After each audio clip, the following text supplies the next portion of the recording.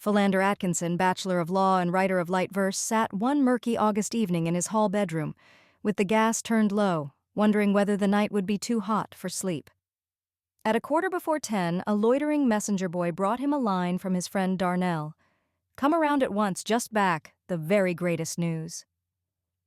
Thereupon, Atkinson discarded his smoking jacket, reluctantly exchanged his slippers for shoes, and took the car down to the 12th Street, remembering meanwhile that Darnell's brief vacation from the Broadway bank expired that day, and speculating as to the nature of the great news which the clerk had brought back from Vermont. The lawyer was a Vermonter too, and it was this fact, as well as a common literary ambition, that had drawn the young fellows together at first, long before Philander, on the strength of having 2 triolets paid for, had moved up to 31st Street. Philander Atkinson liked Darnell, admired his feverish energy and his pluck, envied his acquaintance with books. He had always persisted in thinking that Darnell's stories would sell, if only some magazine would print one for a starter. And he had patiently listened to most of these stories, and to some of them several times over. Yet Darnell had never had any luck, had never had even his desserts, and the sincerity of his congratulations whenever the Atkinson's verses saw the light always caused Philander to feel a trifle awkward. He knew that the indefatigable clerk had 2 or 3 manuscripts out in the mails, when the vacation began, and as he turned in at Darnell's boarding house, he had almost persuaded himself that the Aeon had accepted Laki, his friend's Egyptian story. It was a long climb up to Darnell's room, and the writer of light verse mounted deliberately, being fat with overmuch sitting in his office chair. On the 3rd floor the air was heavy with orange flowers and bonsaline roses, and a caterer was carrying away ice boxes. A whimsical rhyme came into Philander's head, and he made a mental note of it. Just then Darnell appeared, leaning over the balustrade of the 4th floor landing, his coat off, his collar visibly the worse for the railway journey, and an eager smile upon his thin, homely face. "Hello, Dee," said Philander. "Here I am. Been having a wedding here?" he added in a low voice as he grasped Darnell's hand.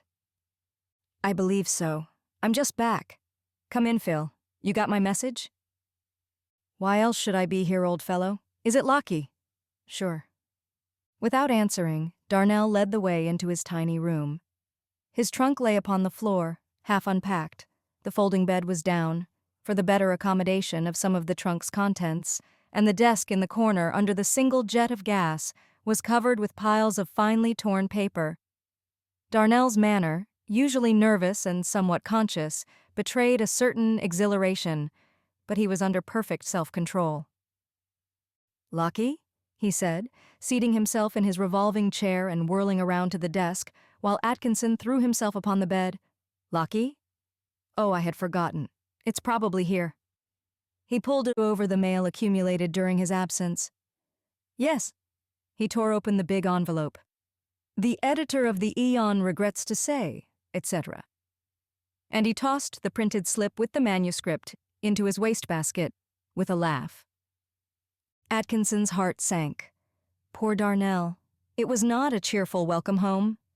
But Darnell was busied with his letters. "And here are the others," he went on. "I thank the Lord none of them were accepted." "What?" exclaimed Philander, turning upon his elbow. Darnell looked at him with a puzzling smile. "That's why I sent for you," said he. "Phil, all that I've been writing here for 3 years is stuff, and I've only just found it out. I can do something different now." Atkinson stared. Darnell had rarely talked about his own work, and then in a scarcely suppressed fever of excitement and anxiety. Many a time had Atkinson noticed his big hollow eyes turn darker, and his sallow face grow ashy, even in reading over with a shaking voice some of that same stuff. "I have learned the great secret," Darnell added quietly. "You have Aladdin's ring?" said Atkinson. "Or are you in love?" "Both," replied Darnell. "It is the same thing." Philander flung himself back upon the pillow with a little laugh. "Go ahead, Dee." "I have found her and myself. Let me turn down the gas a little. I see it hurts your eyes. I belong in the world now. I am in the heart of it. I said to myself coming down the river this afternoon, in the heart of the world. He lingered over the words. Phil, he exclaimed suddenly. All the time I was trying to write, I was really trying to lift myself by the bootstraps. I was laboring to imagine things and people and to get them on paper. It was all wrong. Do you remember that French poem you read me last winter? About the idol and the Eastern princess? How she lay on her couch sleeping. The night was hot, with the bronze idol gazing at her with its porphyry eyes, while her brown bosom rose and sank in her sleep, and the porphyry eyes kept staring at her. Staring. But they never saw? Well, I believe my eyes have been like that. In Laki. Now, you know I wanted to describe the exact color of the stone in the quarry, and asked the Egyptologist up at the museum to tell me what it was? He laughed at me. Very well. It was a dull red stone with bright red streaks across it. I saw the same thing in Troy this afternoon, when a hod carrier fell 5 stories and they picked him up from a pile of bricks. You're getting rather realistic, muttered Philander. Darnell was not looking at him, and went on unheeding.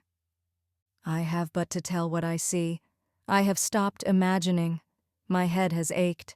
Phil, you don't know how it has ached, trying to imagine things. I am past that now. If you only shut your eyes and look, it is all easy. Take that old Edda story that I tried to work up about the fellow who fought all day long against his bride's father, and when night came, the bride stole out and raised all the dead men on both sides, by magic, so that the next day and every day the battle raged on as before. I used to plan about the magic she used and tried to invent a charm.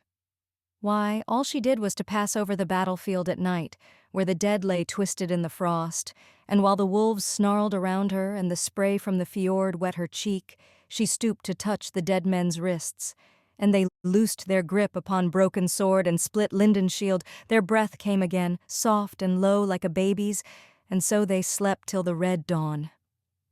Look here, said Atkinson, sitting up very straight. You've been reading the finest story in the world, and it has turned your head. Oh, the London clerk who was conscious of pre-existences and forgot them all when he fell in love? I could have told Rudyard Kipling better than that myself. Darnell gave an impatient whirl to the revolving chair. You mean you think you can? Replied Atkinson sharply. As you like. He spoke dreamily, and Atkinson dropped back on the pillow again, watching his friend as narrowly as the dim light would allow. Hard work and unearthly hours had told on Darnell. He certainly seemed light-headed. Sickening heat, black frost, he was murmuring. Marching, stealing, fighting, toiling, joy, pain, the life of the race. Is a man to grow unconscious of these things in the moment that he really enters the life of the race, that he feels himself a part of it? What do you think, Phil? I think, was the slow reply, that whatever has happened to you in Vermont has shaken you up pretty well, old fellow. They say that when someone asked Rachel how she could play Phaedra so devilishly well, she just opened her black Jewish eyes and said, I have seen her. And I think, in the mood you're in now, you can see as far back as Rachel or anybody else. It's like being opium drunk.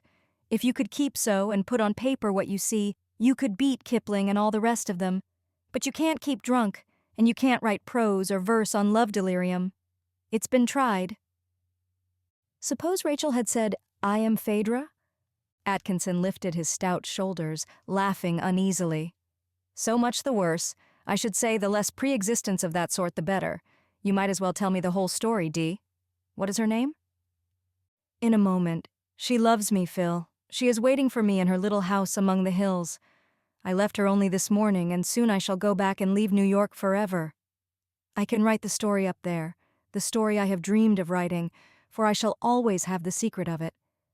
I have but to shut my eyes and tell what I see, and it is because she loves me. All the life of all the past. I can call that a story of the road. Then there will be the future to write of.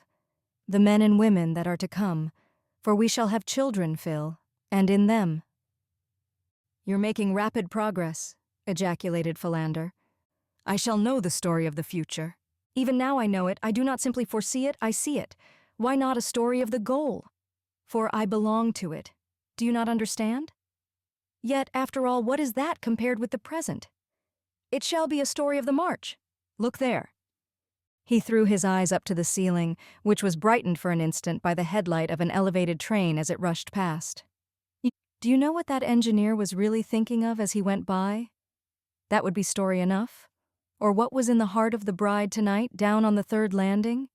You smelled the orange flowers as you came up? To feel that your heart is in them and theirs in you.